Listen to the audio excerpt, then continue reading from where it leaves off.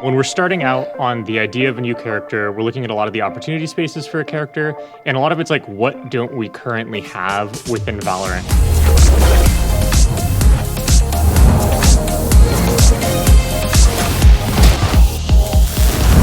Hi, I'm John Goscicki. I am the character producer for Valorant, and so my job is twofold. It's like to think about like, what are we making next? What does the game need next? As well as just oversee general development. Hi, I'm Ryan Cousart. I'm one of the agent designers on Valorant. I work on the gameplay and work on some of the mechanics that we see on our agents today.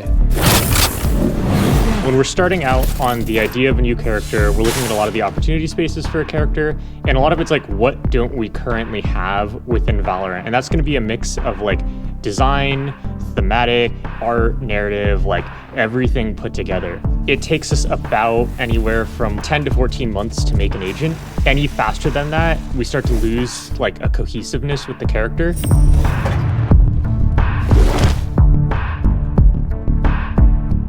We kind of always knew we wanted to have sprinting in the game, and that was kind of like the seed that kicked off a lot of the conversations around Neon. I think the design space for mobility has always been kind of limited, mainly because it breaks one of the main rules, and it's that consistency. It's being able to predict the movement. And so with Neon, what we wanted to ensure was that we were putting her in a place where you can predict some of the intentionality. From there, once we've got a hook that we feel good about, we start bringing in a concept artist and a narrative writer and really starting to flesh out the different thematic aspects of the character. And so for a character like Neon, that starts out of like, okay, she can run. And we're like, all right, let's think about what are sprinting thematics. Like we looked at like Olympic runners, we looked at running gear, we looked at athleisure, all of these things that like when you look at her, you're like, okay, cool. I get what she's about at a glance without having to think too deeply. And our goal there is to really just lay out a foundation for the character so that when other people come on board, they have a good structure to work with. They know the personality of the character, they know the visual design of the character, the rest of the gameplay should be in a pretty locked state. And then from there, once we've got that good foundation, we'll move on to pre-production. And pre-production lasts like a month to 2 months. And the idea there is just to like, on our end, see if we can make this stuff work. So it's like, we got a proxy model in for the character. And all we're looking to do with this model is be like, can I read these colors and shapes against a wall? With Neon's hair, like do the buns stick out above boxes? Like really simple stuff like that. From there, it's about another 3 to 4 months of just production. And that's 3D, tech art, VFX, animation, audio, QA. This is where everyone's really there, and we're really making the character as you know them now. And John's gonna hate to hear this, but production is my favorite part. I think production is when the design really starts, even though it should have already ended, because you start to see a lot of things that the concept artists start to do. Some of the animators, they have these ideas where it's like, okay, she's gonna throw her hand down and flip her hand up.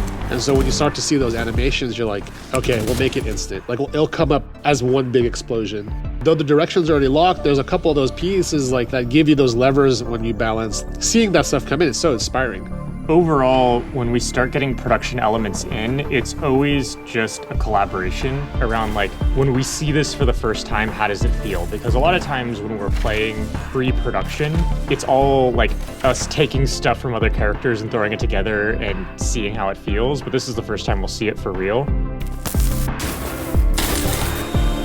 I've been at Riot for about like 10 years now, and one of the opportunity spaces has always been the Philippines. I think it's just a space within an unrepresented country. A designer that's a Filipino that dreams of working on something like this, you really don't get a shot like this, and so, sorry, it's a dream, it's like a dream come true, and so you do have that pressure. How can I make that come true in a way that would make me proud, would make my little brother proud and like family proud and stuff like that.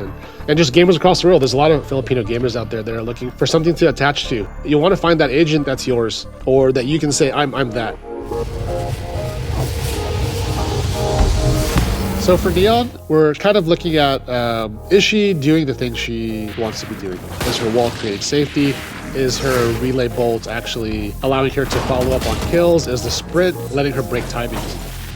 We look at what we intend Neon to do and see if she's actually able to achieve those or if she's failing in a certain way, if there's opportunities there. And then from there, we also take a look at win rates, we take a look at pick rates, ensuring that she's able to, at different levels, kind of offer something for a composition.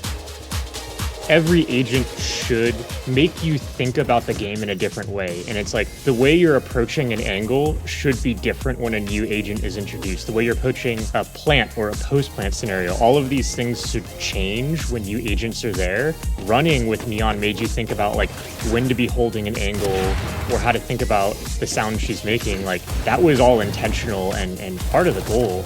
I don't know, I just really hope everyone is running as fast as they can on her. That's my dream, is just sprint and run in and get frags.